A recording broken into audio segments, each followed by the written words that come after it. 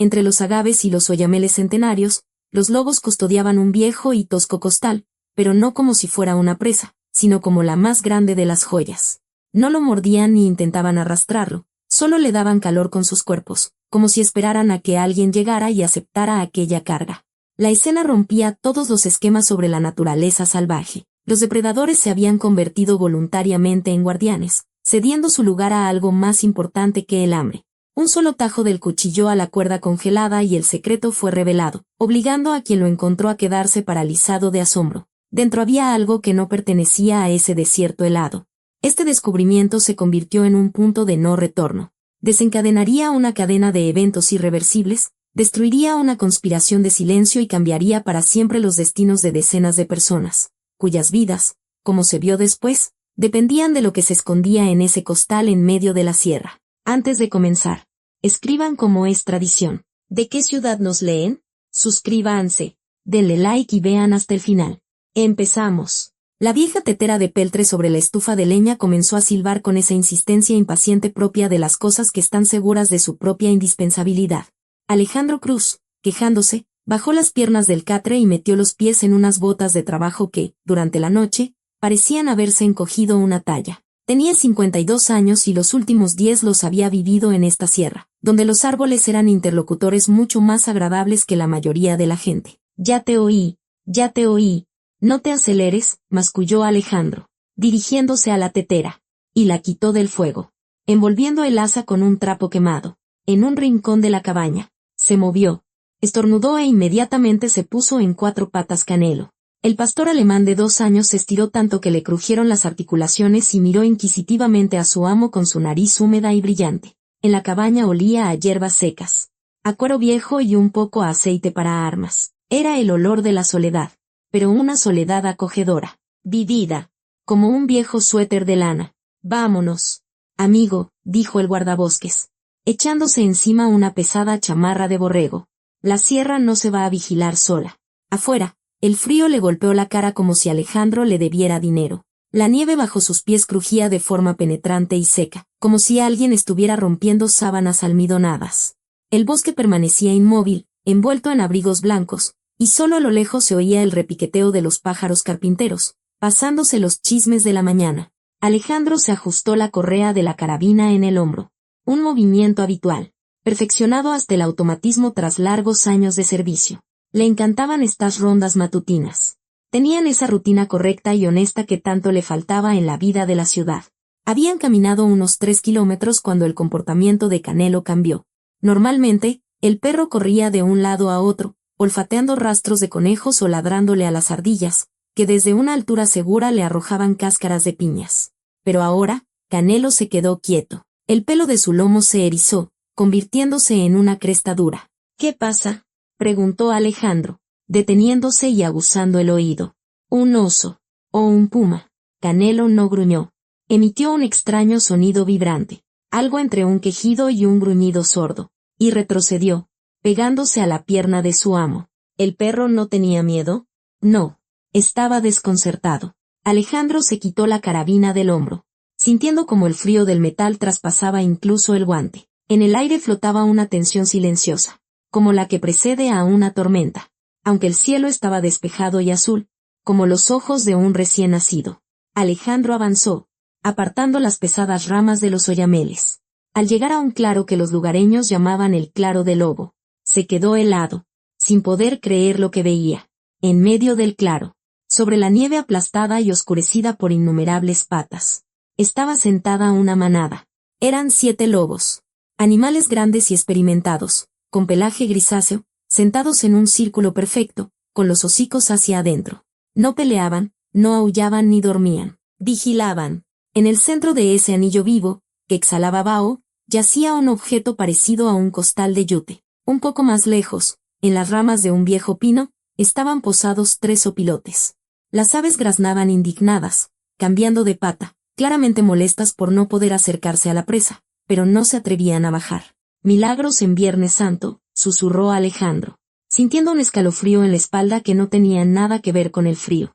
El líder de la manada, un animal de una sola oreja con una cicatriz que le cruzaba todo el hocico, giró la cabeza y miró directamente al guardabosques. En sus ojos amarillos no había la agresión de un cazador, sino más bien una sabiduría pesada y cansada. «¡Órale! ¡Lárguense!», gritó Alejandro, pero su voz sonó inesperadamente apagada en el aire helado. «¡Fuera de aquí!». Levantó la carabina y disparó al aire. El estallido rompió el silencio. El eco rodó por las copas de los árboles, derribando montones de nieve. Los opilotes, con un graznido espantoso, se elevaron hacia el cielo. Los lobos, sin embargo, reaccionaron de forma extraña, con desgana. Se levantaron sin prisa, con una especie de dignidad, volvieron a mirar el costal en el centro y solo entonces, uno por uno, se desvanecieron en la espesura, como fantasmas grises. Canelo, envalentonado, se lanzó hacia adelante, pero al llegar a un par de metros del costal, frenó de nuevo, olfateando el aire ruidosamente. Alejandro se acercó. El costal era de lo más común. En eso se transportan papas o harina. Tela áspera, atada en la parte superior con un mecate. Estaba colocado sobre ramas de pino que, a todas luces, no habían sido traídas por humanos. Alrededor, la nieve estaba tan compactada que se había convertido en una costra de hielo.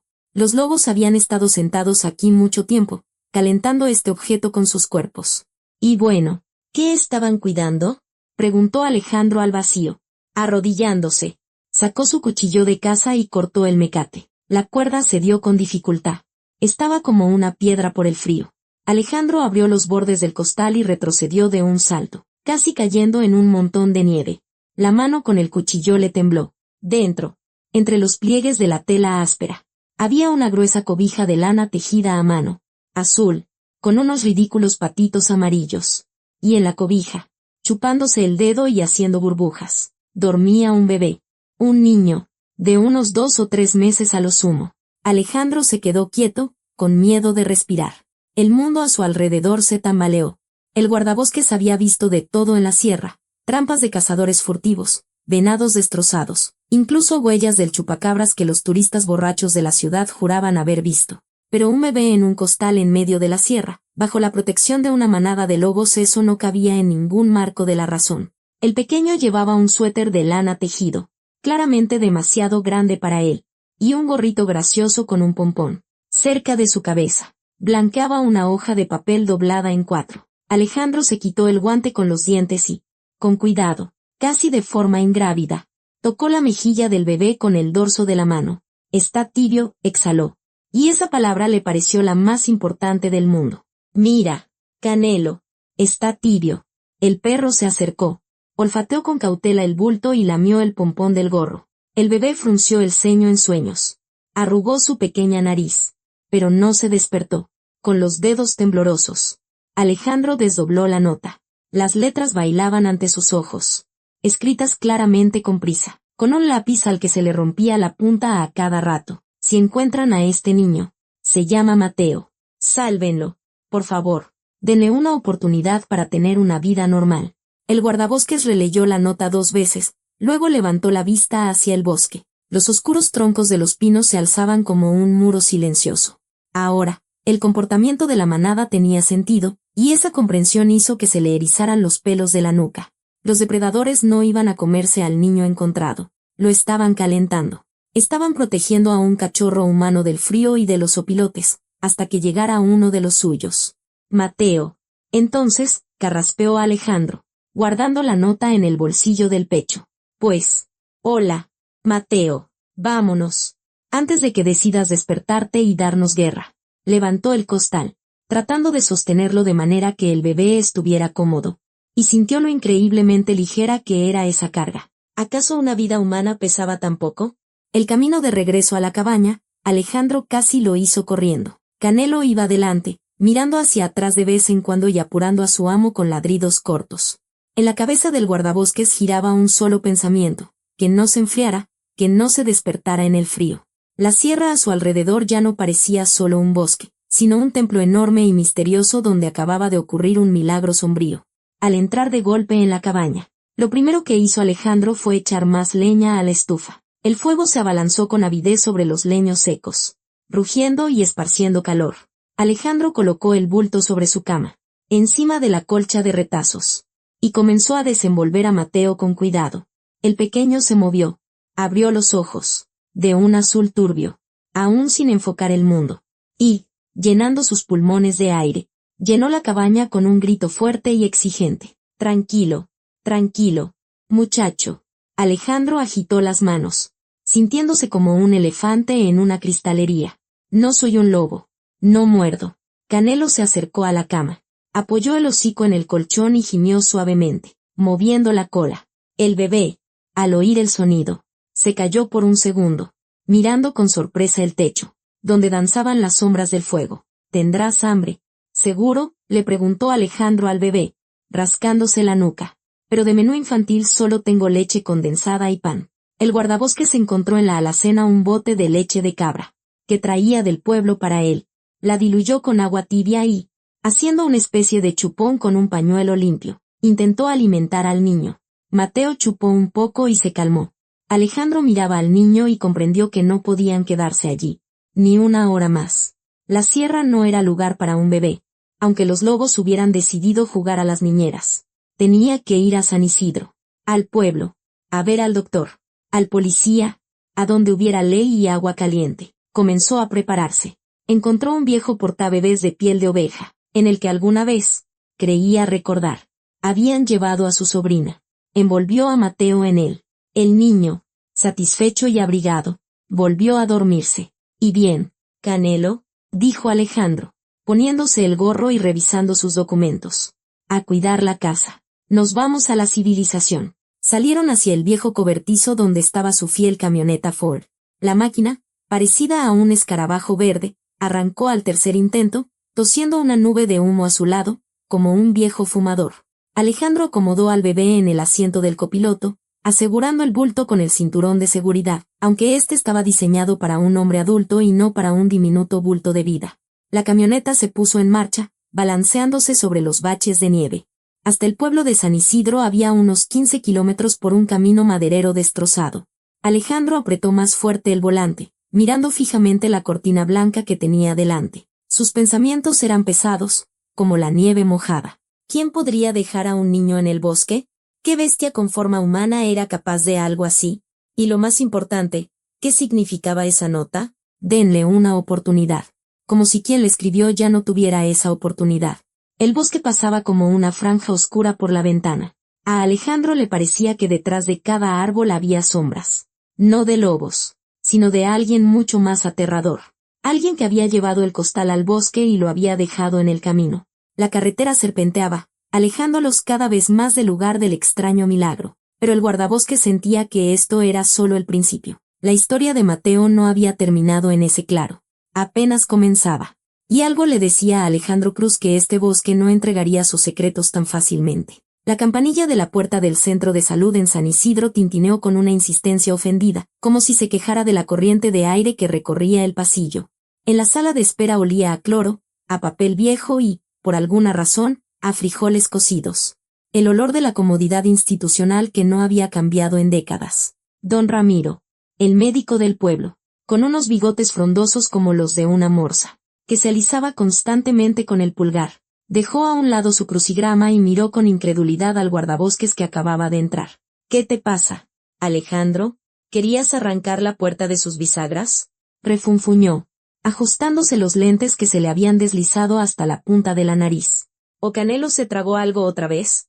Alejandro caminó en silencio hasta la camilla, cubierta con un hule que crujió fríamente bajo el peso del bulto. Desenvolvió el portabebés de piel de oveja, revelando al mundo al bebé dormido. Don Ramiro se quedó helado. Su mano con el lápiz se detuvo en el aire, como si alguien hubiera presionado el botón de pausa. ¿Qué es esto?, preguntó el médico en voz baja, y sus bigotes se crisparon de asombro. ¿Un nuevo integrante en la familia? ¿De dónde lo sacaste?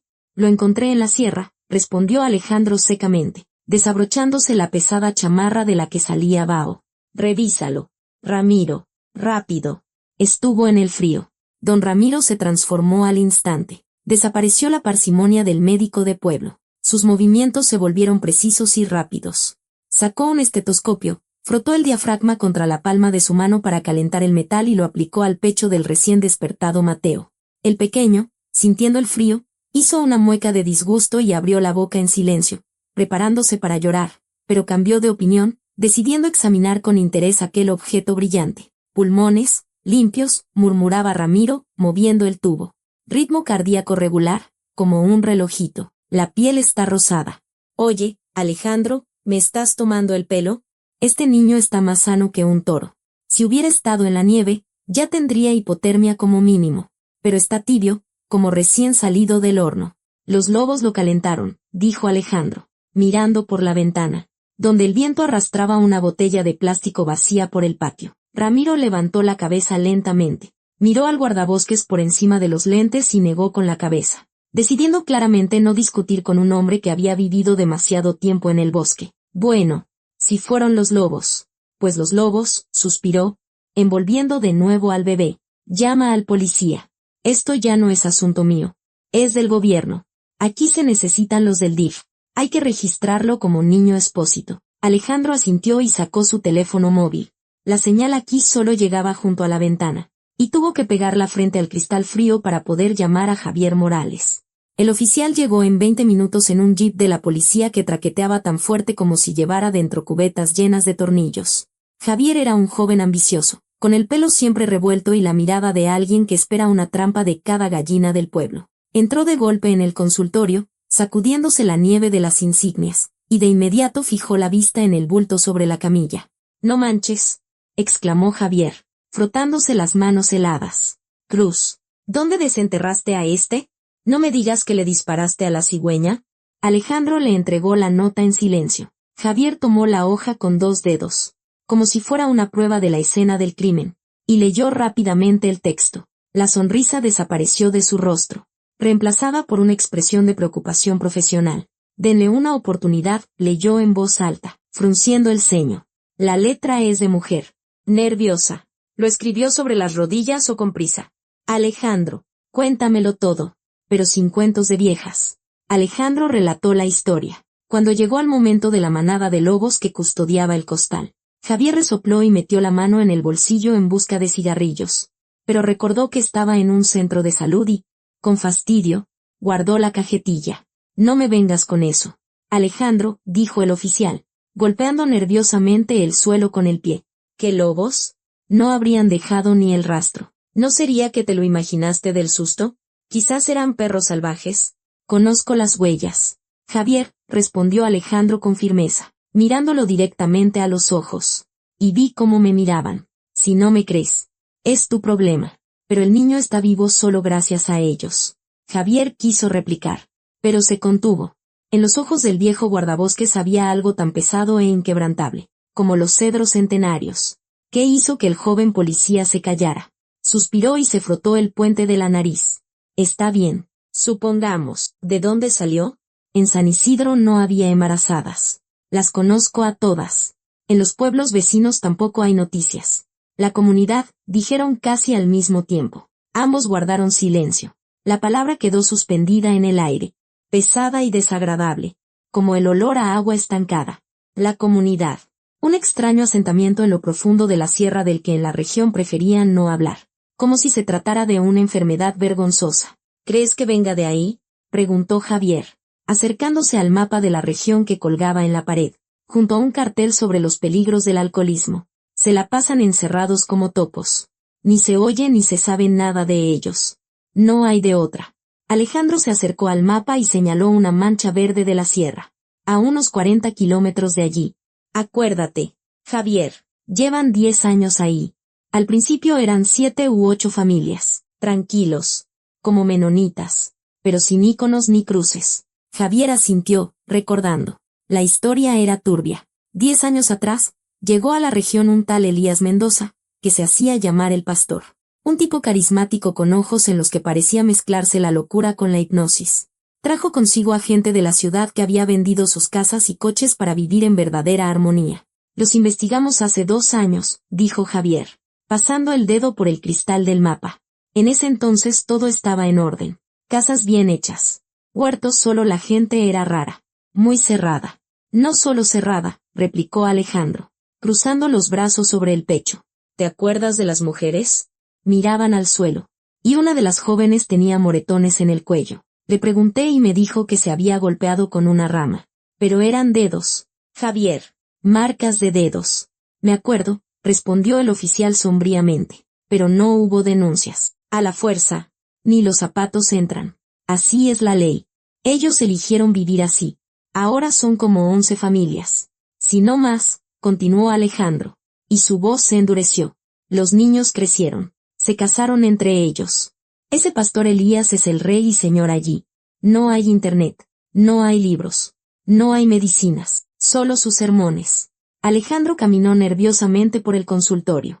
Sus botas resonaban en el linóleo. Vienen los viernes al trueque, dijo, deteniéndose junto a la ventana. Venden pieles, bayas, hongos a los intermediarios.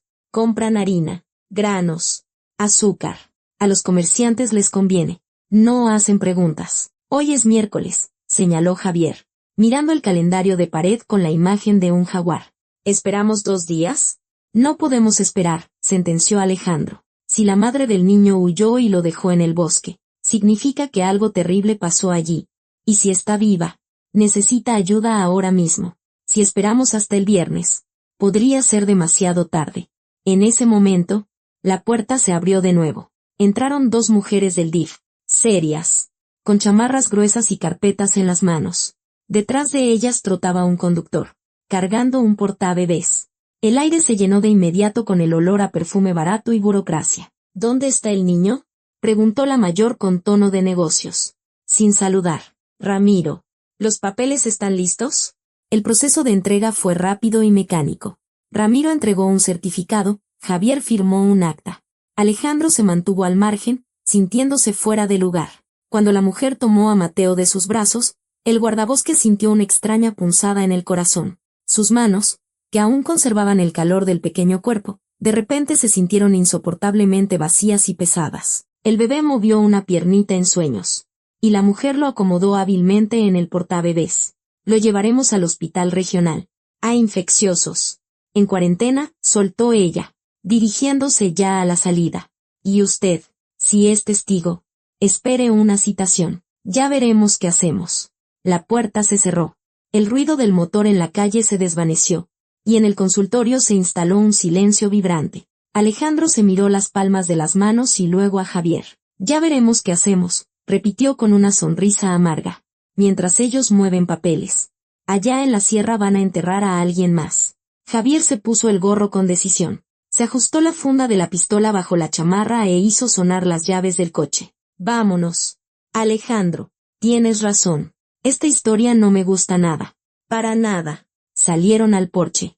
El frío se había intensificado. El cielo se había cubierto con un velo gris que prometía nieve. En el jeep de la policía, acurrucado en el asiento delantero, esperaba Canelo. Al ver a su dueño, el perro golpeó alegremente el tablero con la cola. ¿Para qué el perro?, preguntó Javier, abriendo la puerta. No vamos de cacería.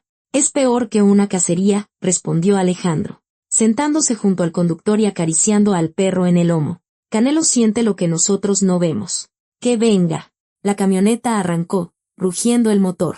Javier encendió la torreta sin motivo, solo para darse confianza, aunque en el camino de la sierra era más difícil encontrar a alguien que a un oso en bicicleta. Se dirigían hacia el puesto de vigilancia más lejano, donde terminaba la cobertura celular y comenzaba un territorio donde la única ley era la palabra de un hombre que se creía profeta. Alejandro miraba los pinos que pasaban velozmente por la ventana y pensaba que el bosque, que consideraba su hogar, ocultaba llagas que preferiría no conocer. Pero ahora, después de haber sostenido en sus brazos al pequeño Mateo, no había vuelta atrás. La sombra del pastor se cernía sobre la sierra, y ellos estaban a punto de entrar en esa sombra. El jeep de Javier saltó sobre una raíz oculta bajo la nieve, haciendo sonar la suspensión tan lastimosamente como si le doliera una muela. Adelante. Tras un denso muro de pinos altísimos, se abrió un claro en el que, como un líquen gris sobre el cuerpo del bosque, se extendía el asentamiento. 11 casas se alzaban en un semicírculo irregular. Estaban construidas con buena madera, pero sin alma. Ni marcos de ventana tallados, ni postigos de colores, ni siquiera la ropa tendida y variopinta típica de los pueblos. Los troncos se habían vuelto grises con el tiempo, fundiéndose con el cielo nublado, lo que hacía parecer que las construcciones surgían directamente de la tierra helada. «¡Qué alegre es esto!», murmuró Javier, apretando el volante con los nudillos blancos. «Un verdadero paraíso. Todo incluido, menos la felicidad». Canelo, sentado en el asiento trasero, gruñó sordamente, mirando por la ventana. El pelo de su lomo se erizó, pareciendo los dientes de un peine viejo. Tan pronto como el vehículo se detuvo ante una especie de puerta improvisada, dos postes clavados en el suelo con una cadena tensada, de una caseta de vigilancia salieron dos hombres. Vestían túnicas idénticas ceñidas con mecates y lucían barbas espesas y desaliñadas, en las que se habían quedado atrapadas astillas de madera. Alejandro salió primero del coche, ajustándose ostentosamente el gorro. El aire helado aquí parecía más denso y pesado. No olía a pino, sino a madera húmeda y a cuerpo sin lavar.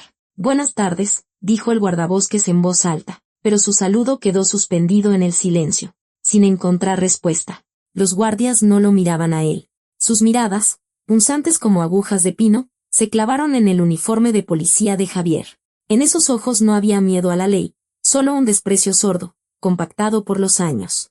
Uno de los hombres, que sostenía en la mano una pesada barreta para romper hielo, escupió en la nieve, y el hoyo amarillo sobre el blanco le pareció a Alejandro la única mancha de color en todo el lugar.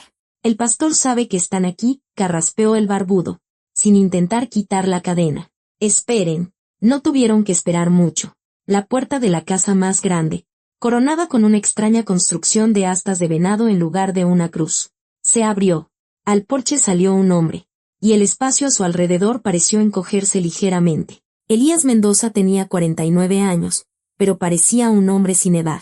Su rostro era liso, casi como el de un muñeco, y su cabello canoso, peinado hacia atrás, estaba tan perfecto que parecía arreglado por un estilista personal y no por el viento de la sierra. Vestía una larga túnica de buena piel de oveja, que contrastaba fuertemente con los harapos de los guardias. «Oficial Morales», dijo Elías con una voz suave y envolvente, bajando los escalones.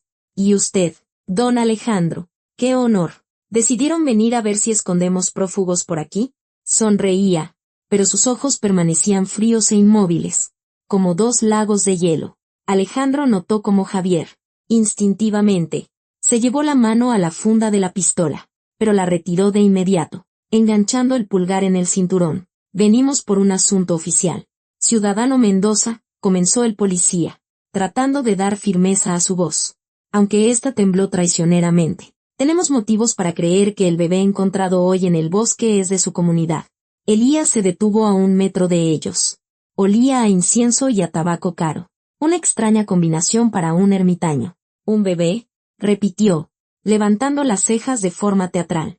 «Ah, sí, el pobre pequeño Mateo. Así que lo encontraron ustedes. Gracias al Creador». Alejandro dio un paso adelante, sintiendo como una ira sorda hervía en su interior. «¿Sabía que el niño estaba en el bosque y no movió un dedo?», preguntó, mirando directamente a la cara del líder. Mendoza dirigió su mirada al guardabosques. En ella se deslizó algo parecido a la lástima, la que se siente por un animal irracional. «Lo buscamos, don Alejandro. Peinamos todo el bosque», pero la madre suspiró profundamente, ajustándose el cuello de piel. Elena estaba, digamos, fuera de sí. Los últimos meses se había vuelto obsesiva. Veía enemigos por todas partes. «Lo toleramos por el bebé», mientras lo amamantaba, pero ayer intentó salvarlo de nosotros. Huyó de noche, llevándose al niño. Mientras Elías hablaba, Alejandro observaba atentamente el patio. Desde una esquina de la casa, asomaban varias mujeres con largos rebozos grises. Estaban agrupadas, como ovejas asustadas. Una de ellas, muy joven, golpeó accidentalmente una pila de leña con el hombro. Un leño cayó con estrépito, y la mujer levantó instintivamente las manos, cubriéndose la cabeza como si esperara un golpe. La manga de su vestido se subió, y Alejandro vio claramente en su muñeca unos moretones oscuros e hinchados, las marcas de los dedos de alguien. La mujer bajó la manga de inmediato y escondió las manos bajo el delantal, mirando con miedo al pastor. «¿Dónde está la madre ahora?», preguntó Javier, sacando una libreta. Elías abrió los brazos. Un gesto lleno de falsa humildad. «Solo Dios sabe». Era extraña. «¿Saben?». La gente susurraba que era una bruja. Bajó la voz a un susurro confidencial. Hablaba con los animales. Se iba al bosque y podía pasar horas allí.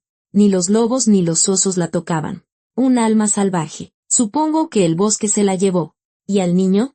Lo abandonó. Ya ven cómo son las madres de ahora. Hasta los animales cuidan mejor a sus crías. Alejandro apretó los puños en los bolsillos con tanta fuerza que las uñas se le clavaron en las palmas. La mención de que los animales no tocaban a Elena le dio una sacudida. Los lobos protegiendo al niño, el rompecabezas comenzaba a armarse. Pero la imagen que surgía era espeluznante. El niño debe tener un padre, dijo Alejandro con voz ahogada. ¿Él también cree que su esposa es una bruja? El padre está aquí, asintió Elías y chasqueó los dedos, como si llamara a un mesero. De la multitud de figuras grises se separó un joven de unos 30 años. Se acercó, con la mirada fija en el suelo, y se paró junto al pastor, con los hombros caídos. Su rostro, curtido y enrojecido por el viento, no expresaba absolutamente nada, ni dolor, ni miedo, ni esperanza. Una hoja de papel en blanco. «Es mi hijo», dijo el joven con voz monótona, sin levantar la vista. «Mi esposa huyó. Discutimos. Gritaba que se iría a la ciudad. Pensé que volvería». Javier miró al joven y luego a Alejandro. Ambos entendieron lo mismo. Así no se habla de una esposa e hijo desaparecidos que acaban de ser encontrados en la nieve. En la voz del padre había tantas emociones como en el manual de una motosierra. «¿Cómo se llama su esposa?», preguntó Alejandro bruscamente. «Elena», respondió el joven con la misma apatía, jugueteando con un botón de su chamarra. «¿Y el apellido?». «No tenemos apellidos ante Dios», intervino Elías, posando suavemente una mano en el hombro del joven. Este se estremeció, pero no se apartó. «Pero en su credencial dice Pedro». «Pedro». «Entonces». Javier cerró la libreta, y el sonido fue inesperadamente fuerte, como un disparo. «Prepárate, Pedro, vienes con nosotros». «¿Para qué?». Elías dejó de sonreír. Sus ojos se entrecerraron, convirtiéndose en dos rendijas de hielo. «Para una prueba de ADN», sentenció el oficial. «Ir yéndose. Como la madre ha desaparecido y el niño ha sido encontrado. Necesitamos confirmar la paternidad. Es un procedimiento obligatorio. Si es el padre, podrá llevarse a su hijo cuando tengamos los resultados». Se hizo el silencio. Los guardias con las barretas se acercaron, haciendo crujir la nieve. Canelo ladró desde el coche, golpeando el cristal con las patas. Elías movió lentamente la mirada de Javier a Alejandro y luego a sus hombres. Parecía estar sopesando las opciones. ¿Valía la pena iniciar una pelea ahora mismo o era mejor jugar la carta del ciudadano respetuoso de la ley? «Por supuesto», dijo finalmente, y la sonrisa volvió a su rostro, como si estuviera pegada. «La ley es la ley. Ve, hermano, hazte esa prueba suya. No tenemos nada que ocultar. La verdad siempre sale a flote, como el aceite en el agua». El joven asintió sumisamente y se dirigió hacia el coche, sin llevar consigo ni ropa de cambio ni documentos. Se movía como una marioneta a la que le hubieran cortado la mitad de los hilos. Javier abrió la puerta trasera del jeep, dejando que el perro se pasara al asiento delantero, y con un gesto invitó al padre a entrar. «Súbete». Mientras el oficial forcejeaba con la cerradura, Alejandro se quedó afuera. Sentía en la espalda la mirada del pastor, pesada, pegajosa, llena de la promesa de una pronta venganza. El guardabosques se giró lentamente. Elías permanecía inmóvil en el porche, con las manos cruzadas sobre el vientre. Su figura, contra el fondo de la casa gris, parecía un agujero oscuro en el espacio. «Cuídese en el bosque, don Alejandro», dijo el pastor en voz baja. Y el viento trajo sus palabras como el susurro de hojas secas. «La sierra es un lugar peligroso. Es fácil perderse o encontrar lo que no se debe buscar. Yo estoy en mi casa en el bosque». «Elías», respondió Alejandro, agarrando la manija de la puerta, pero los invitados no suelen durar mucho en ella. Se subió al coche y Javier arrancó bruscamente, levantando una fuente de nieve. El jeep dio la vuelta, dejando atrás las casas grises y la gente de ojos vacíos. «¿Lo viste?», preguntó Javier cuando las puertas quedaron atrás. «Ese tipo, Pedro». Le temblaban las manos, y no era por el frío. «Lo vi», asintió Alejandro, mirando por el retrovisor, donde aún se distinguía el fantasma del asentamiento, y vi los moretones de las mujeres. Y como ese padre ni siquiera preguntó si Mateo estaba bien. «Mienten, Javier. Todos mienten». En el asiento trasero, Pedro estaba inmóvil, con la vista fija en un punto del tapizado, moviendo los labios en silencio, como si repitiera una interminable oración aprendida de memoria que debía protegerlo de un mundo donde se hacen preguntas. Alejandro comprendió que la verdadera batalla apenas comenzaba, y su oponente no era una manada de lobos, sino algo mucho más peligroso. Si esta historia te está gustando, dale like y escribe un comentario. Así ayudas al canal a crecer y a contar más historias como esta. La calefacción del jeep de la policía aullaba con la misma insistencia melancólica con la que duele una muela resfriada, ahogando incluso el ruido de las llantas sobre el hielo. En la cabina olía a gasolina, a fieltro viejo y a un pesado olor agrio a cuerpo sucio que emanaba del pasajero del asiento trasero. Pedro, el supuesto padre del niño, estaba sentado encorvado, con la mirada fija en un punto del respaldo del asiento delantero. Sus labios se movían casi imperceptiblemente, emitiendo un susurro monótono e interminable, pues la luz es oscuridad para los incrédulos. Y la oscuridad es luz para los que ven, murmuraba, meciéndose al ritmo de los baches. Alejandro, sentado junto al conductor, miró hacia atrás. Ese tipo no parecía una persona, sino una radio descompuesta, atascada en la misma frecuencia. En sus ojos no había ni preocupación por su hijo, ni enojo con los policías. Solo el agua estancada y turbia del fanatismo. Pedro, lo llamó Alejandro en voz alta, girándose con todo el cuerpo. ¿Siquiera entiendes a dónde vamos? Tu hijo está solo en el hospital. ¿De verdad no te importa nada? El sectario se calló por un segundo, como si hubiera tropezado con un obstáculo en su oración. Parpadeó con sus pestañas descoloridas y volvió a murmurar, sin cambiar la entonación, y apartará la carne de su carne, si esa carne es pecaminosa. Es inútil, masculló Javier, aferrándose al volante con tanta fuerza que sus nudillos se pusieron blancos. No está aquí. Alejandro, sigue allá, a los pies del pastor. En la clínica del pueblo había mucha gente y el ambiente estaba cargado. La fila en el laboratorio de análisis de sangre estaba compuesta por un público variopinto, ancianas tosiendo, hombres de aspecto sombrío con las manos vendadas y madres jóvenes con niños que lloraban a gritos. La aparición de Pedro causó el efecto de un petardo reventado. Las conversaciones cesaron. La gente lo miraba de reojo, a su túnica ceñida con un mecate y a su extraño corte de pelo, como de otro siglo, a la cazuela. ¿Apellido?, gruñó la recepcionista, sin levantar la cabeza del teclado, que golpeaba con la furia de un pianista fracasado. Sánchez, respondió Javier por su protegido, entregando la credencial que a duras penas le habían sacado a Elías. Venimos con una orden de las autoridades. Es urgente. En la sala de extracciones olía a alcohol y a miedo. Una enfermera joven, al ver la manga sucia de Pedro, arrugó con asco su nariz, que parecía un botón, y se puso un segundo par de guantes. Súbase la manga, le espetó secamente, haciendo sonar los instrumentos en una bandeja de metal. Pedro obedeció con la indiferencia de un maniquí.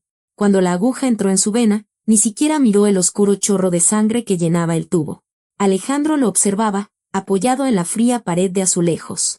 El guardabosques había visto muchas cosas, cómo se comportan los cazadores furtivos atrapados infraganti, cómo tiemblan las manos de los recolectores de hongos perdidos.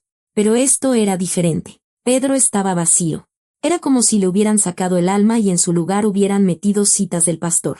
Listo, dijo la enfermera, pegándole un curita con dibujos alegres en el lugar de la punción, lo que en el brazo rudo del sectario parecía una burla salvaje, después de enviar a Pedro de regreso al asentamiento en un aventón, en un camión maderero local cuyo conductor accedió a dejar al santurrón en el desvío.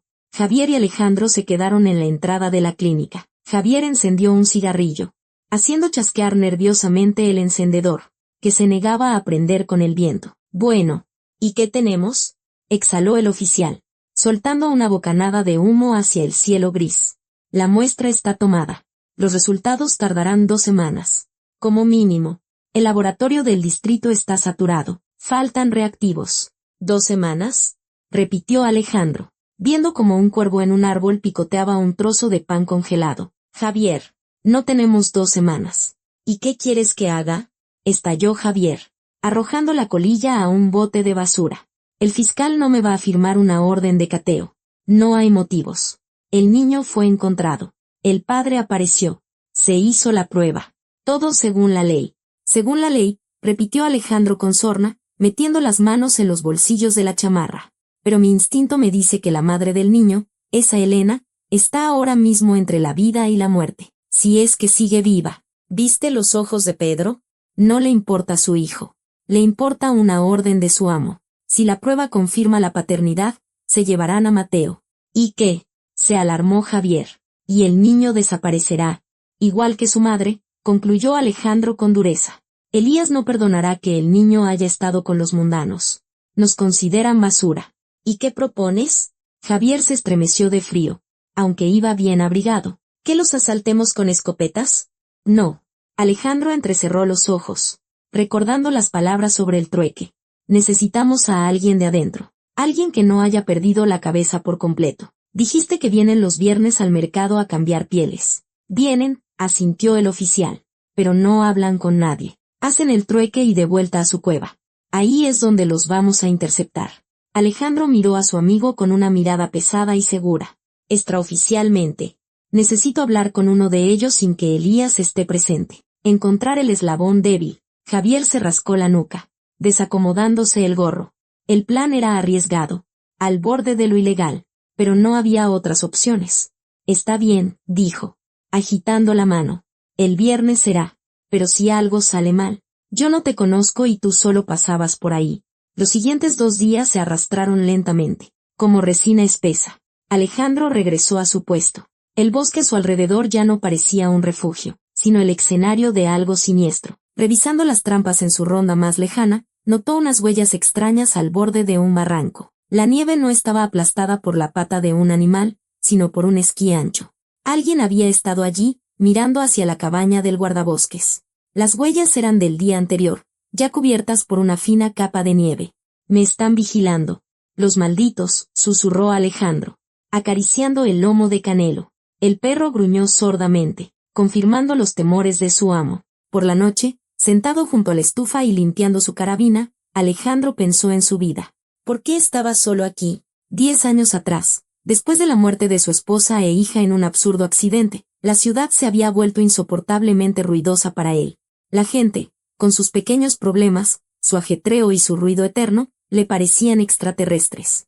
Se había ido a la sierra para escuchar el silencio. Y ahora, ese silencio le había traído a un niño, al pequeño Mateo, que también estaba solo en su costal en medio del inmenso bosque. Nos parecemos. Muchacho, dijo Alejandro al vacío de la cabaña, revisando el cerrojo.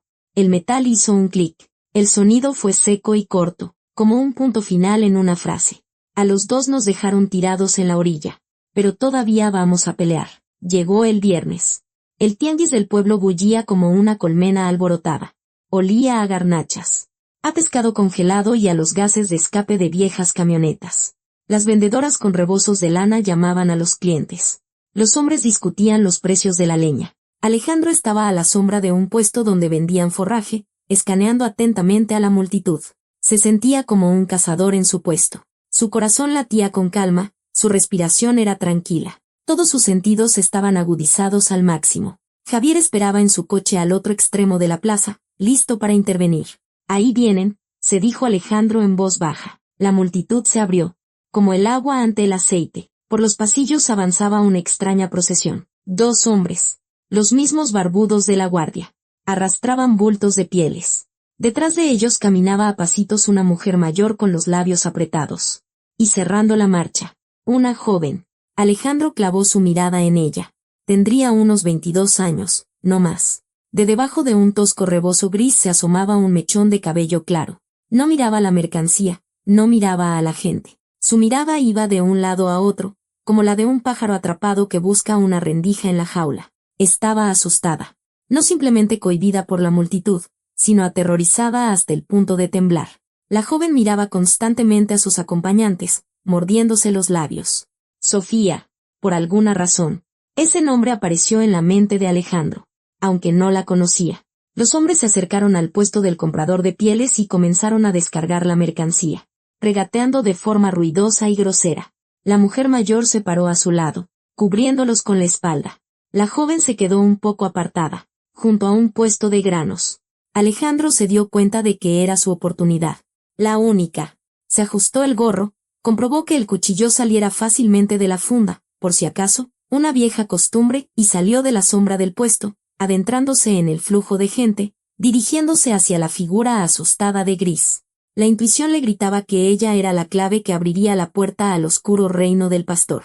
Un pesado machete de carnicero cayó con un sonido sordo y húmedo sobre un tronco de madera, cercenando la cabeza de un pollo congelado. Ese sonido, parecido a un disparo, hizo que Alejandro se sobresaltara, aunque estaba a 10 metros, junto a un puesto de miel. El tianguis de San Isidro hervía como una olla de sopa a la que se le olvidó bajar el fuego. Olía a cebolla frita, a tabaco barato y a paja húmeda. Alejandro se ajustó el cuello de la chamarra, fingiendo examinar un frasco de miel de color amarillo turbio, pero sin apartar la vista de la carreta junto a la cual se movían los sectarios. Parecían elementos extraños en esa multitud colorida, grises, sombríos, como recortados de una vieja fotografía descolorida. Sofía, la joven que había notado antes, estaba un poco apartada, apretando contra su pecho un costal de lona con granos. Su mirada iba y venía, como la de un gorrión atrapado, y de vez en cuando se ajustaba el rebozo que se le había caído, dejando ver una oreja enrojecida por el frío. Ahora o nunca, se susurró a Alejandro, metiendo las manos en los bolsillos tan profundamente que la tela se tensó. Se movió entre la multitud, esquivando a ancianas con cubetas y a hombres con árboles de Navidad. Al acercarse a la carreta de los sectarios, tosió deliberadamente fuerte y comenzó a palpar las pieles amontonadas. Los guardias, los mismos barbudos, estaban ocupados discutiendo con el comprador, gesticulando con furia. Alejandro se encontró al lado de Sofía. Ella no olía a perfume, sino a humo de fogata y a pino. «Esta piel está buena», dijo el guardabosques en voz alta, pasando la mano por el pelaje de un zorro, que se sentía frío y resbaladizo. La joven se sobresaltó y dio un paso atrás. Pero Alejandro, sin cambiar de postura y sin mirarla, dijo rápida y silenciosamente: «Mateo está con nosotros. Está vivo. Sé que Elena no escapó». Sofía se quedó helada. El costal de granos en sus manos tembló, a punto de caerse. Levantó hacia Alejandro unos ojos enormes, llenos de un terror animal y una repentina y desesperada esperanza. «No me mires», siseó Alejandro, examinando la piel. «Escucha, en 2 minutos. Tienes que caerte. Finge un desmayo. Justo aquí. Te sacaremos de aquí. ¿Entendido?» Sofía asintió casi imperceptiblemente y de inmediato bajó la mirada, aferrándose al costal con tanta fuerza que sus nudillos se pusieron blancos. Alejandro se alejó, perdiéndose en la multitud. Se posicionó junto a un puesto de semillas, donde ya estaba Javier, cubriéndose con un periódico. «¿Listo?», preguntó el oficial, sin girar la cabeza. «Listo», exhaló Alejandro, mirando su reloj de pulsera, cuyo cristal estaba empañado. El segundero, como a propósito, se arrastraba como si estuviera en gelatina. El tiempo se estiró. El ruido del mercado parecía ensordecedor.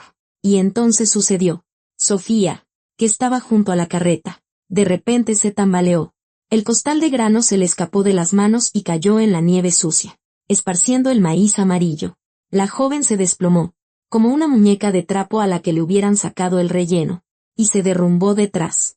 «Sofía», gritó la mujer mayor de la secta, pero en lugar de ayudar, pateó con rabia el grano derramado. Los 2 barbudos corrieron hacia la joven caída. No le tomaron el pulso, no llamaron a un médico.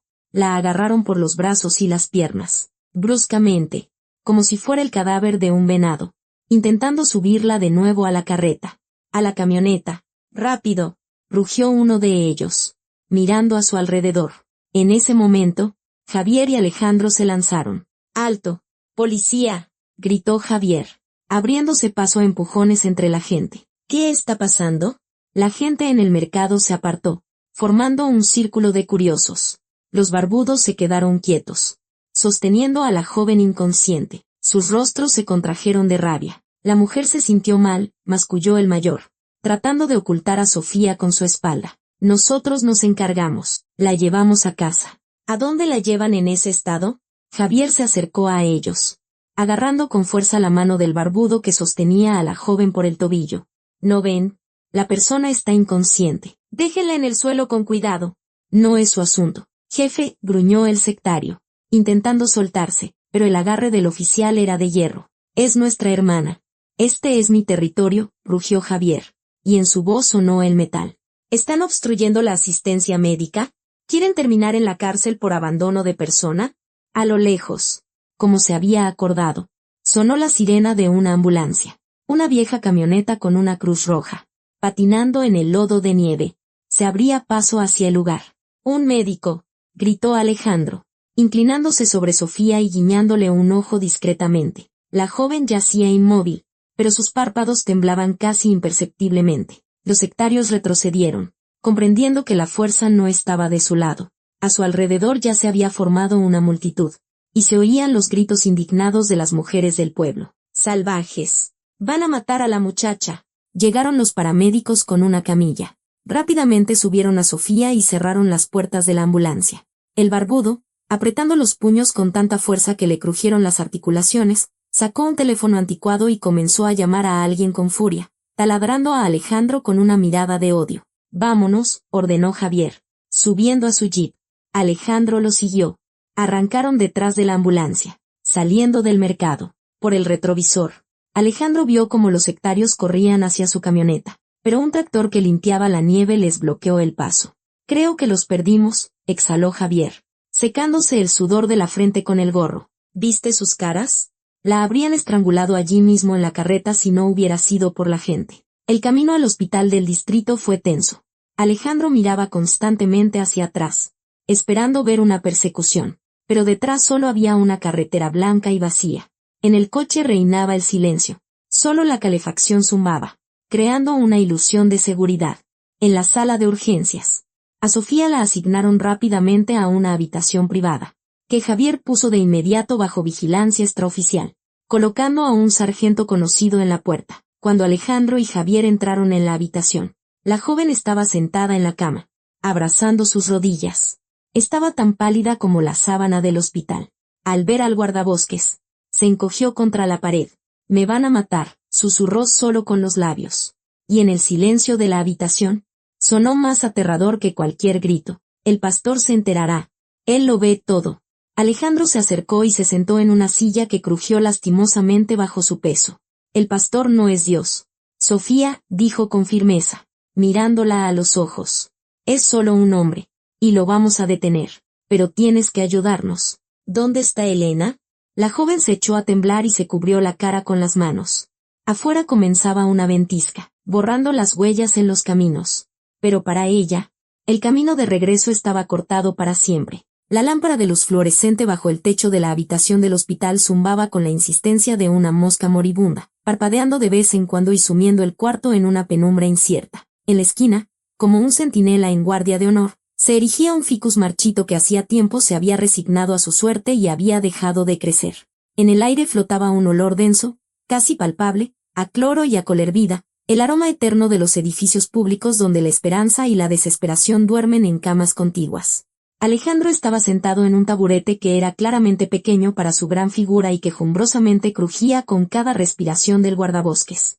Sostenía en sus manos un vaso de vidrio con té, del que salía vapor. «Toma», dijo en voz baja, acercando el vaso al borde de la mesita de noche.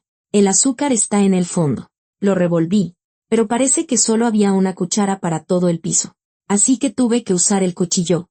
Sofía estaba sentada en la cama, con las rodillas pegadas a la barbilla y envuelta en una manta gris del hospital, de modo que solo se le veían los ojos y la punta de la nariz.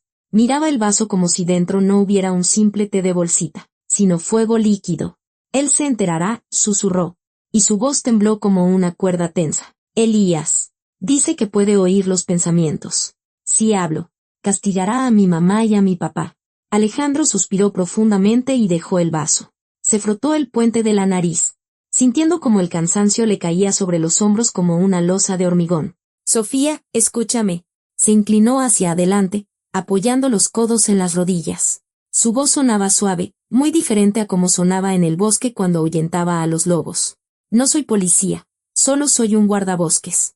Tuve una hija, un poco más joven que tú. Sé lo que es tener miedo por los seres queridos, pero tus padres ellos ya están castigados viviendo en ese infierno. No puedes ayudarlos con tu silencio. Pero a Elena y a Mateo, sí puedes». La joven levantó la vista hacia él. En sus ojos se reflejaba un terror tal, mezclado con una ofensa infantil, que a Alejandro le dio un escalofrío. Extendió la mano hacia el vaso y lo sujetó con ambas manos, como si intentara calentar su alma helada. «Mis padres creen que él es Dios», comenzó, mirando cómo las hojas de té giraban en el agua caliente. «Me llevaron allí cuando tenía 12 años. Dijeron que el mundo de afuera estaba podrido. Al principio, hasta era divertido, construíamos casas pero luego Elías prohibió reír fuerte, prohibió los libros. Dijo que el conocimiento es soberbia. Mis papás son como muñecos. Lo que él dice, eso hacen, vacíos por dentro». Tomó un sorbo. Hizo una mueca por lo caliente, pero continuó con más seguridad. «A los 18, me casaron, con Ignacio. Es bueno. Casi no me pega. Solo cuando Elías ordena domar la carne. Muchos viven así allí, con miedo de levantar la cabeza. ¿Y Elena? Elena era diferente. Alejandro cruzó una mirada con Javier, que estaba de pie junto a la puerta, apoyado en el marco e intentando pasar desapercibido como un mueble más. El oficial asintió, animándolo a continuar. Elena se reía. En el rostro de Sofía apareció un atisbo de sonrisa, tímida y luminosa. Incluso cuando Elías la miraba con su mirada negra, ella no apartaba los ojos. Y Román, su esposo, él la amaba de verdad, no por asignación del pastor. Querían irse. Román decía que la sierra era grande, pero el mundo aún más. Empezó a construir una balsa, quería bajar por el río cuando se derritiera el hielo. Sofía se calló, y en el silencio de la habitación se oyó como, afuera. El viento arrojaba puñados de nieve contra la ventana. ¿Qué le pasó a Román?, preguntó Alejandro, tratando de no ahuyentar el momento de la verdad. Elías dijo que se ahogó. La voz de la joven se volvió sorda y plana. Dijo que el río lo castigó por su soberbia, que la corriente se llevó el cuerpo. Pero es mentira. Sofía apretó el vaso con tanta fuerza que los nudillos se le pusieron blancos. Román aguantó mientras Elena estaba embarazada. Tenía miedo de hacerle daño. Pero cuando nació Mateo, empezó a preparar la huida. Llevaba comida a escondidas al bosque, dibujaba un mapa. Hace 2 semanas, Elías encontró su escondite. Ese día, Román le gritó a Elías delante de todos, lo llamó mentiroso y ladrón, dijo que se llevaría a Elena y se iría a pie si era necesario. Por la noche lo llamaron a la casa de oración, y nadie lo volvió a ver. Y a la mañana siguiente, Elías salió y dijo lo del río. Pero yo lo vi. Respiró con dificultad. Vi cómo Elías quemaba la camisa de Román en la estufa. Tenía sangre, mucha sangre. Nadie se ahoga y deja la camisa llena de sangre. Javier, junto a la puerta, maldijo en voz baja y sacó su libreta, pero no escribió. El lápiz en su mano crujió y se partió por la mitad. ¿Y Elena?, preguntó. Elena dio a luz a principios del invierno, hace 3 meses. Elías le permitió quedarse con Mateo mientras lo amamantaba. Decía, la leche materna es necesaria para la fuerza, el espíritu lo educaremos después, dijo en voz baja. Pero hace una semana, Elías decidió que era hora. Dijo que Elena estaba corrompiendo al niño con su tristeza, que le transmitía pensamientos pecaminosos con la leche. Ordenó que entregara a Mateo a la casa común y que a Elena la enviaran a trabajar al retiro. Elena entendió que no volvería a ver a su hijo. Esperó a que anocheciera y se fue. Sofía sollozó. Sus hombros se sacudieron. Elena entendió que le quitarían a su hijo y a ella la mandarían lejos. Se fue de noche con el bebé en brazos. Cuando Elías se enteró, se puso furioso. Envió a 3 hombres armados a perseguirla. Dijo, no vuelvan sin la mujer. Y al cachorro pueden dejarlo por ahí si es un estorbo. Alejandro sintió como una furia fría hervía en su interior. El cuadro estaba completo. Una joven madre, acorralada como una cierva, huyendo por la sierra invernal, sabiendo que no tenía ninguna oportunidad. Ese tipo que vino con nosotros a hacerse la prueba, Pedro. Alejandro hizo la pregunta cuya respuesta ya intuía. ¿Quién es él? Dijo que era el padre. Sofía levantó la cabeza y miró al guardabosques con amarga perplejidad. ¿Padre? Pedro, ¿qué padre va a ser? Es el hermano mayor de Elena. Es leal a Elías como un perro. Si el pastor le dice que se corte una mano, se la corta y le da las gracias. Elías lo envió para que confirmara que el niño era de la comunidad y se lo llevara. Pedro odiaba a Elena por haberse rebelado contra el santo. Un pesado silencio se apoderó de la habitación. El rompecabezas se había completado, y la imagen era monstruosa. No importaba si era incesto a los ojos de la ley.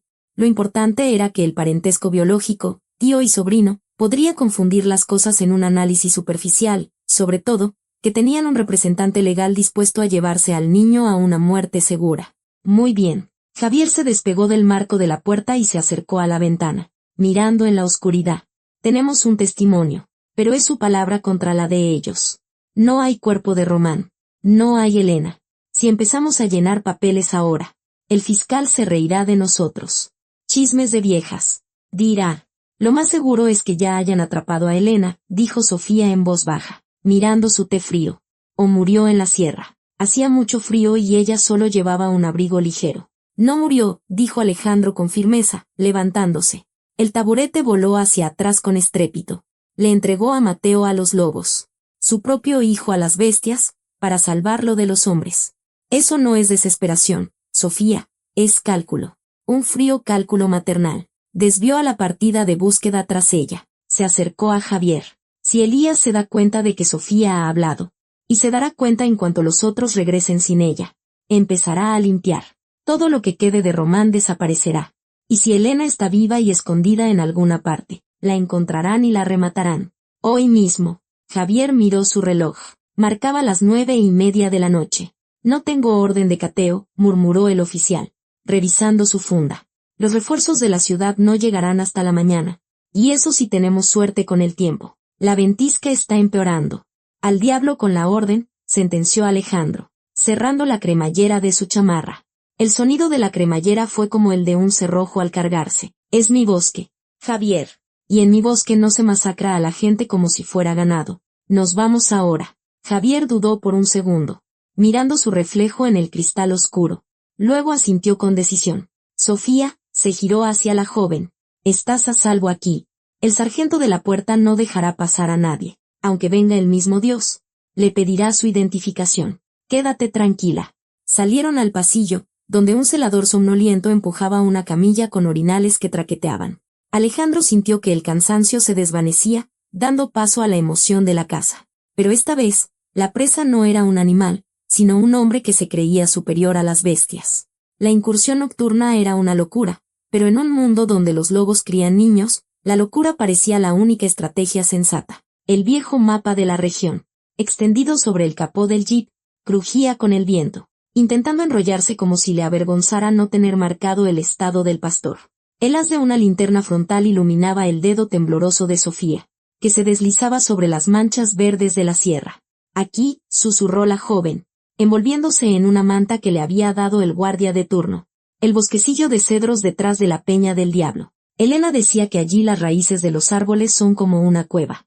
Se escondía allí de niña cuando su padre bebía. Alejandro asintió brevemente, memorizando la ruta, y revisó la sujeción de los esquís. La nieve arreciaba. Los copos afilados tamborileaban en el techo del coche, ahogando el silencioso y nervioso castañeteo de los dientes. Sofía, Javier, llévala a la comandancia y vuelve enseguida al borde del bosque, ordenó el guardabosques, echándose la mochila al hombro. La correa se clavó familiarmente en su hombro, recordándole el peso del camino que le esperaba. Yo iré adelante con Canelo. Me alcanza siguiendo las huellas. El bosque los recibió con hostilidad. Apenas Alejandro cruzó el límite de los árboles, la oscuridad se cerró tras él como un denso telón. Aquí, en la espesura, la noche no era simplemente la ausencia de luz, sino una sustancia densa y pegajosa que olía a pino húmedo y a frescor helado. Las ramas de los oyameles, cargadas de nieve, se cernían sobre el sendero como las garras de bestias gigantes, listas para atrapar por el cuello a cualquiera que perturbara el silencio. Canelo iba delante. El pastor se hundía en la nieve hasta el pecho, pero avanzaba con la tenacidad de un rompehielos. El perro no ladraba, solo resoplaba ruidosamente para limpiarse la nariz de nieve, y de vez en cuando miraba hacia atrás a su amo, sus ojos brillando como carbones verdes bajo el haz de la linterna. 40 minutos después, se oyó un crujido detrás. El sonido era como si alguien estuviera rompiendo galletas en una habitación vacía. Alejandro se quitó instantáneamente la carabina del hombro, pero enseguida bajó el cañón. De la oscuridad emergió Javier, cubierto de nieve, pareciendo un muñeco de nieve enojado. Vaya lugar, exhaló el oficial, tratando de recuperar el aliento. El vaho de su respiración subía en una columna, depositándose como escarcha en sus cejas. ¿Cómo viven aquí? Esto no es un bosque. Es una morgue al aire libre. Para algunos es una morgue. Y para otros, un hogar, respondió Alejandro, ajustándose el gorro. No hagas ruido. El sonido viaja lejos aquí, como un chisme en el pueblo. Siguieron adelante. Javier iba pisando sus huellas, tratando de no quedarse atrás, aunque sus botas de ciudad claramente perdían la batalla contra los ventisqueros de la sierra. Oye, Alejandro, susurró el oficial, pasando por encima de un tronco caído que crujió traicioneramente bajo su pie. Sigo pensando en Elías. ¿Cómo lo hizo? 11 familias, hombres adultos, mujeres, y todos le obedecen ciegamente. No los tiene en jaulas. La sierra está por todas partes. Pueden irse a donde quieran. ¿A dónde van a ir, Javier? Alejandro se detuvo para consultar la brújula. La aguja flotaba en un líquido verdoso, señalando al norte. La sierra no perdona errores, y Elías les dio una vida sencilla, sin necesidad de pensar, sin necesidad de decidir. Creó un estado dentro de un estado, donde la moneda no son los pesos, sino el miedo y la sumisión. Y el miedo ata más fuerte que cualquier reja. De repente, Canelo se detuvo. El perro estiró el cuello. Su nariz se movía frenéticamente, aspirando el aire.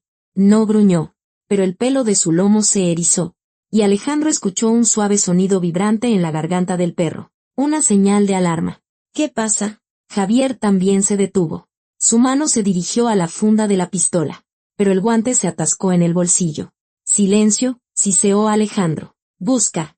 El perro se desvió del apenas visible sendero hacia la densa maleza. Las ramas les azotaban la cara. Se enganchaban en la ropa, como si intentaran detenerlos. Llegaron al borde de un profundo barranco. Abajo, a la luz de las linternas, se veían los troncos negros de cedros centenarios. El lugar era sombrío, incluso para los estándares de un bosque nocturno. Las raíces de los árboles, socavadas por las aguas de primavera, sobresalían de la tierra, formando extraños entramados que parecían serpientes congeladas en agonía. Canelo comenzó a bajar, resbalando con sus patas sobre la costra de hielo. Alejandro y Javier lo siguieron, agarrándose a los arbustos. En el fondo del barranco no había viento, y el silencio era tan profundo que el zumbido en los oídos parecía un fuerte estruendo. El perro los llevó hasta un enorme árbol arrancado de raíz, un cedro caído cuyas raíces formaban una especie de refugio cubierto de nieve. Alejandro notó huellas.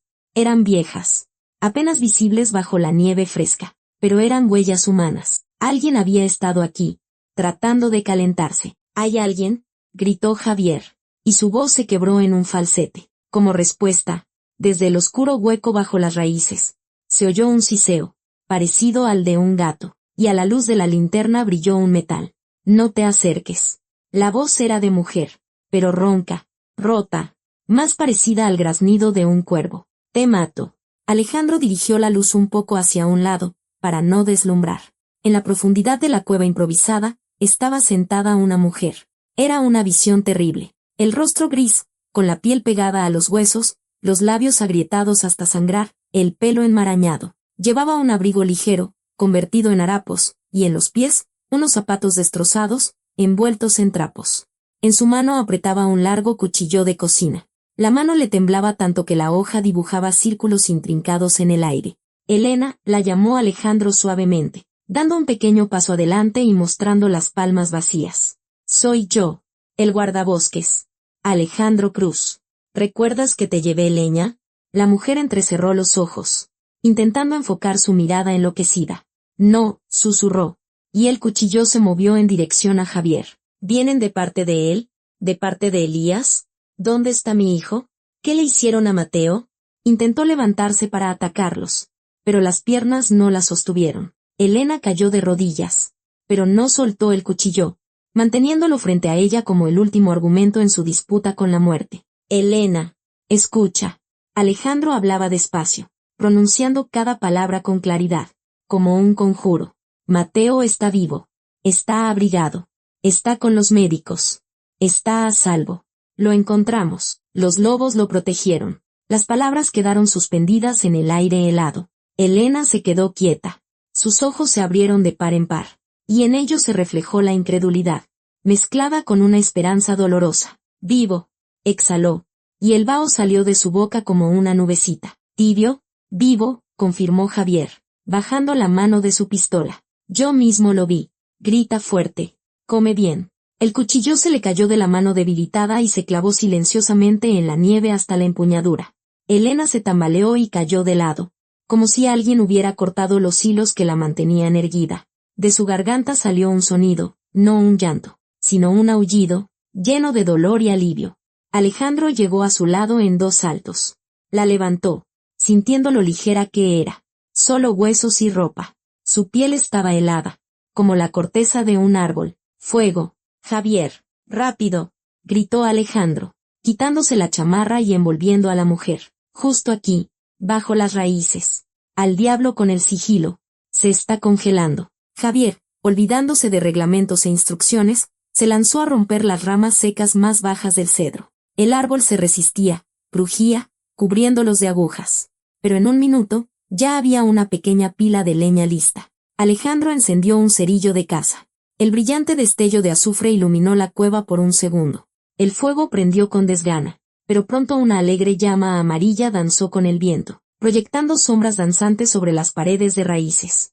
El calor se extendió por el refugio, disipando la humedad.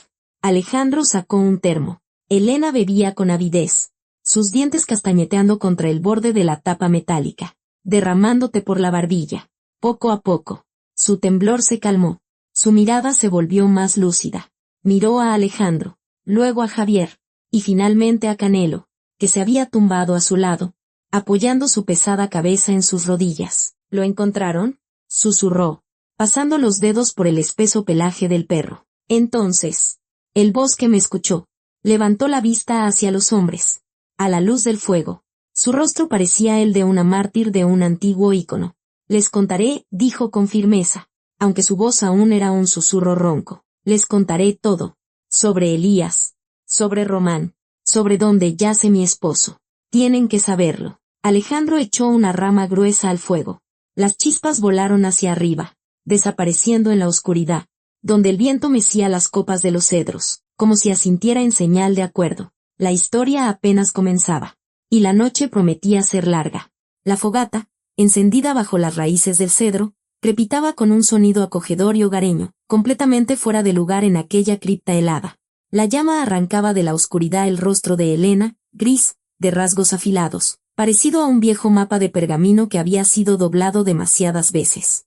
Sostenía la tapa del termo con ambas manos, y el vapor del té se condensaba en sus pestañas como diminutas perlas. Supe que estaba acabada cuando lo encontré, susurró Elena, sin mirar a los hombres, sino al corazón ardiente de la fogata. Román estaba boca abajo, pero reconocí la chamarra. Azul.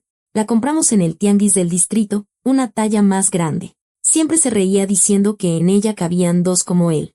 Alejandro echó una rama seca al fuego. Se partió en sus manos con un chasquido seco, haciendo que Elena se sobresaltara. Comprendí que si volvía al asentamiento con las manos vacías, Elías diría que yo también me había ahogado o perdido. Elena tomó un sorbo, haciendo una mueca por lo caliente. Agarré a Mateo y corrí, pero estaba débil. Las piernas como de trapo, la sangre martilleando en mis oídos, y ya los oía detrás. Los perros ladraban. No los del pueblo, sino los que Elías trajo para la vigilancia. Malos. Desvió la mirada hacia Canelo, que dormitaba junto al fuego, con la pesada cabeza sobre las patas, pero sus orejas se movían, captando los susurros del bosque. Entendí que con un bebé no podría escapar. Se quejaría y ya está. Y entonces, llegué al sendero de los lobos. Sabía que la vieja andaba por allí.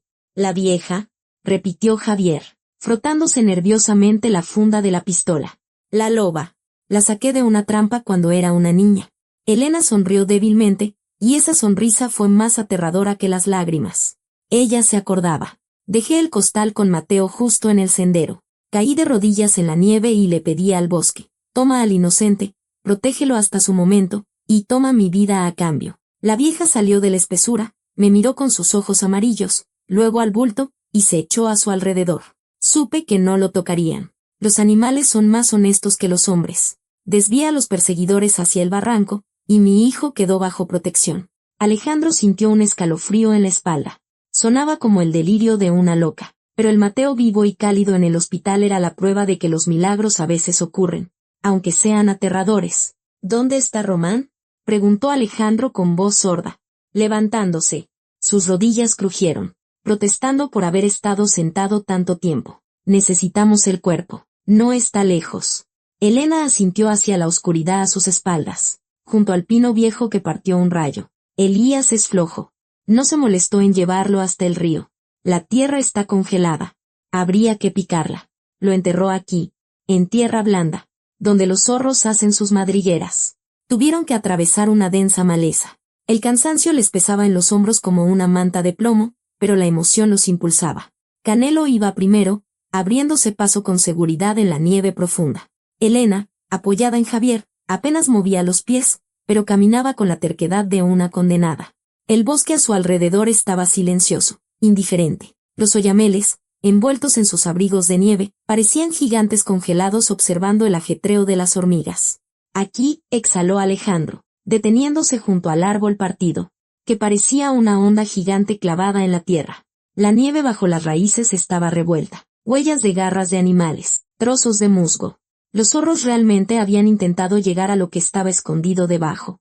Canelo, busca, ordenó Alejandro en voz baja. El perro soltó un breve quejido y comenzó a cavar. La tierra volaba en todas direcciones, mezclada con agujas de pino y hielo. Un minuto después, las garras del perro rasparon tela. Alejandro apartó suavemente al perro y sacó una pala de zapador. El metal tintineó contra algo duro. No era una piedra. Cuando despejaron el hoyo, la luz de las linternas arrancó de la oscuridad la manga de una chamarra azul. Una tela china barata, impregnada de humedad y muerte. Alejandro quitó la tierra de lo que una vez fue una cabeza. Javier se dio la vuelta, llevándose una mano a la boca. Incluso a la luz tenue, se veía una terrible abolladura en la nuca del cráneo, como si alguien hubiera golpeado una cáscara de huevo con el extremo romo de un hacha. Un golpe por la espalda, constató Alejandro, sintiendo como una furia fría y tranquila hervía en su interior. Ni siquiera vio quién lo mató. Javier sacó su teléfono de servicio. El flash de la cámara cegó el bosque por un instante, convirtiendo la espeluznante escena en un negativo en blanco y negro. El clic del obturador sonó fuerte, como un disparo. Ahora lo tenemos todo. La voz del oficial temblaba, pero intentaba mantener la compostura. El cuerpo, el arma homicida, presuntamente, un testigo. Esto es cadena perpetua. Sin duda. Sacó la radio y presionó el botón. Central. Soy Sierra 2. Cambio. ¿Me copia? La radio respondió solo con un crujido, como el sonido de manteca friéndose. La interferencia era densa, impenetrable. Central. Tenemos un cadáver. Homicidio. Necesitamos un equipo. Gritaba Javier a la caja de plástico. Pero la frecuencia estaba muerta. Maldita sí. La ventisca empeoró. No hay señal. O el terreno la bloquea. ¿Qué dijeron la última vez? Preguntó Alejandro, limpiando la pala en la nieve. Que esperáramos a la mañana. Javier golpeó la radio contra su palma con frustración. No levantarán el helicóptero. Los vehículos todoterreno no llegarán hasta el amanecer. Alejandro miró en dirección al asentamiento. El viento traía de allí un débil olor a humo. La gente encendía sus estufas, preparándose para dormir, sin saber que su mundo estaba a punto de derrumbarse. No podemos esperar, dijo el guardabosques, y en su voz sonó el acero. Elías no es un idiota. Sofía no regresó, nosotros desaparecimos. Entenderá que el cerco se está cerrando. Para la mañana, se habrá adentrado en la sierra con sus seguidores más leales, o celebrará un juicio final, como les gusta, matando a los testigos y quemándolo todo. Elena, que se había mantenido de pie apoyada en un árbol, sollozó en voz baja. Los va a matar. A mi hermano. A mis padres. Dirá que es el camino a la salvación. Javier miró a Alejandro, luego al oscuro hoyo con el cuerpo. Somos dos. Alejandro. Y un perro. Y allí hay 11 casas. No son soldados. Javier. Son gente aterrorizada a la que solo hay que mostrarle que su Dios es un simple criminal. Alejandro cargó el cerrojo de su carabina. Vamos ahora. Canelo. Adelante.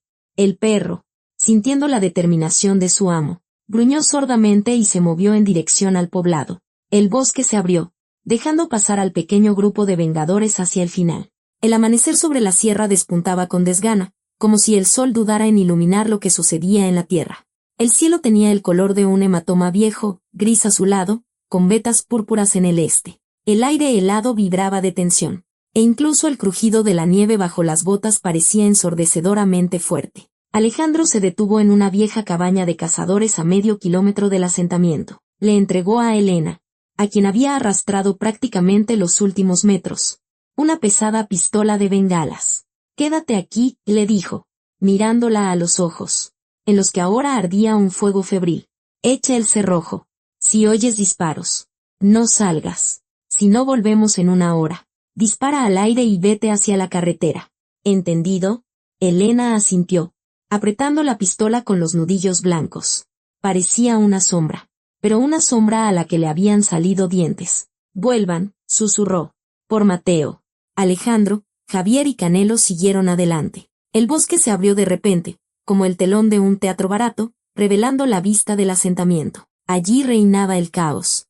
El pueblo, normalmente dormido a esa hora, parecía un hormiguero revuelto. La gente corría entre las casas, llevando bultos y cajas hacia los trineos y la única camioneta que estaban en el centro. Los perros, atados a sus casetas, ladraban desesperadamente, sintiendo el pánico general. «Huyen las ratas», masculló Javier, comprobando que la pistola saliera fácilmente de la funda. Ya olieron que la cosa se puso fea. Elías Mendoza estaba en el porche de su casa, envuelto en un costoso abrigo de piel, y daba órdenes, señalando con el dedo al espacio como un director de orquesta descompuesto. Su rostro, normalmente liso y tranquilo, ahora estaba contraído por la ira. «Más rápido», gritaba, y su voz se quebraba en un chillido. «Dejen los trapos.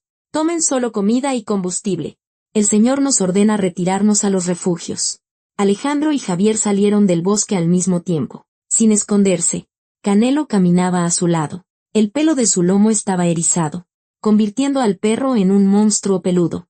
«¿A dónde va tan lejos, ciudadano Mendoza?», preguntó Javier en voz alta. Su voz, amplificada por el eco helado, azotó la plaza como un látigo.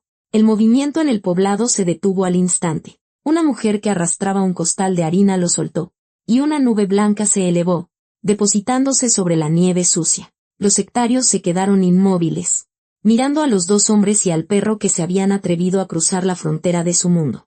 Elías se giró lentamente. Sus ojos se entrecerraron. «Ustedes», susurró, «siervos de Satanás. Sabía que volverían». «No somos siervos». «Elías», respondió Alejandro con calma, sujetando la carabina con más firmeza. «Somos guardabosques. Los sanitarios del bosque. Vinimos a sacar la basura». El rostro del pastor cambió. Comprendió que, si estaban allí y con tanta seguridad, lo sabían todo.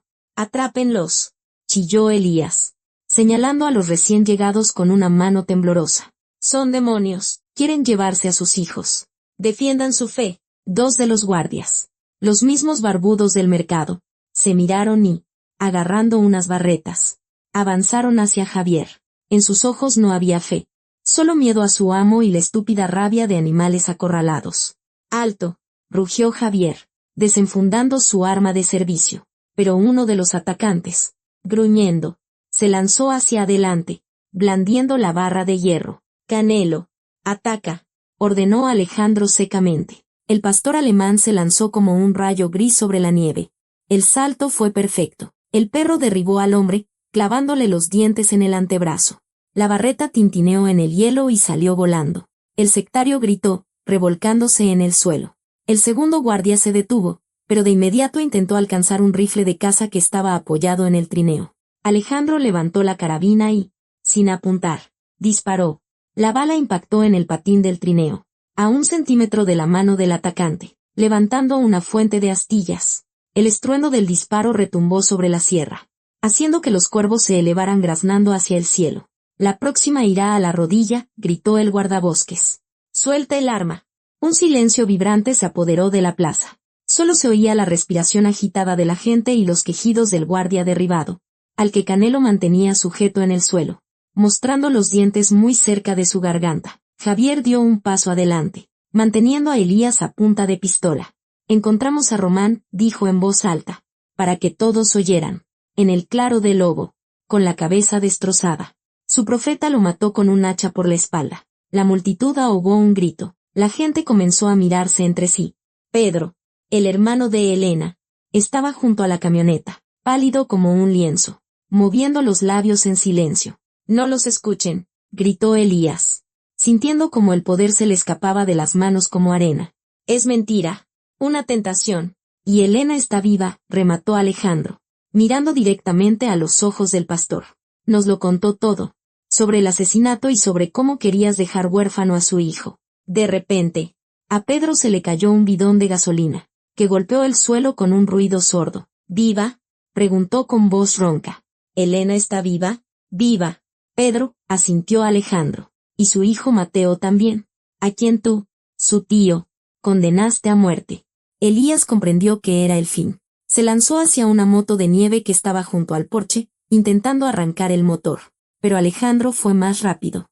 Corrió hacia adelante, saltando sobre los bultos, y derribó al santo de un empujón. Rodaron por la nieve. Elías chillaba y arañaba, tratando de sacarle los ojos al guardabosques, pero Alejandro, Acostumbrado a derribar árboles, simplemente lo inmovilizó, torciéndole los brazos a la espalda hasta que le crujieron las articulaciones.